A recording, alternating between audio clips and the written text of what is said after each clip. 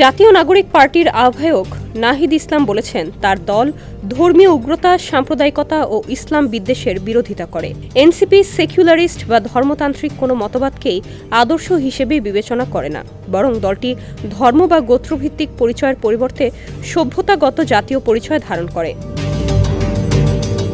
সোমবার দুপুরে নিজের ভেরিফাইড ফেসবুক পেজে কয়েকটি বিষয়ে এনসিপির দৃষ্টিভঙ্গি শিরোনামে নানা মন্তব্য করেন নাহিদ ইসলাম। তিনি লেখেন, মুক্তিযুদ্ধের আদর্শ এবং ২৪-এর গণঅভ্যুত্থানের বৈষম্যহীন রাষ্ট্র ব্যবস্থার আকাঙ্ক্ষা নিয়েই এনসিপির যাত্রা।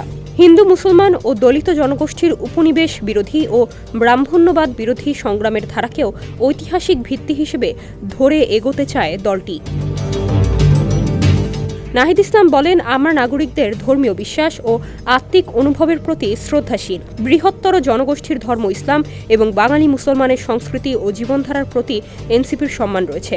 পাশাপাশি সংখ্যালঘু ধর্মীয় ও নৃতাত্ত্বিক জনগোষ্ঠীর অধিকার ও সংস্কৃতির সুরক্ষার প্রতিশ্রুতিও রয়েছে আমাদের।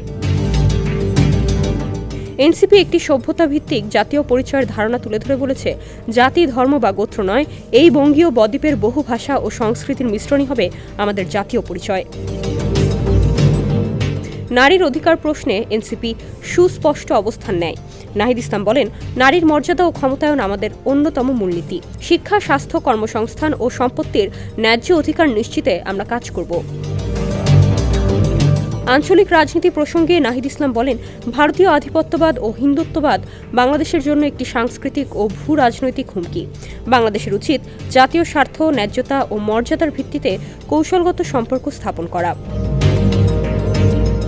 অর্থনীতির ক্ষেত্রে এনসিপির পরিকল্পনা নিয়ে তিনি বলেন, বঙ্গোপসাগর ঘিরে বাংলাদেশকে কেন্দ্র করে একটি নতুন অর্থনৈতিক জোন গঠনের ভিশন আমাদের রয়েছে। আমরা কল্যাণ রাষ্ট্র গঠনের লক্ষ্যে শিক্ষা, কৃষি, জলবায়ু, শ্রম ও জনস্বাস্থ্যে সংস্কার চাই।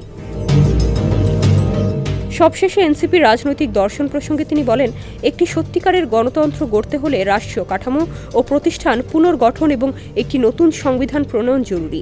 ফ্যাসিবাদী ব্যবস্থার বিলোপ ঘটিয়ে জনগণের অধিকার নিশ্চিত করাই আমাদের প্রধান কর্তব্য। ডেস্ক রিপোর্ট, সমকাল।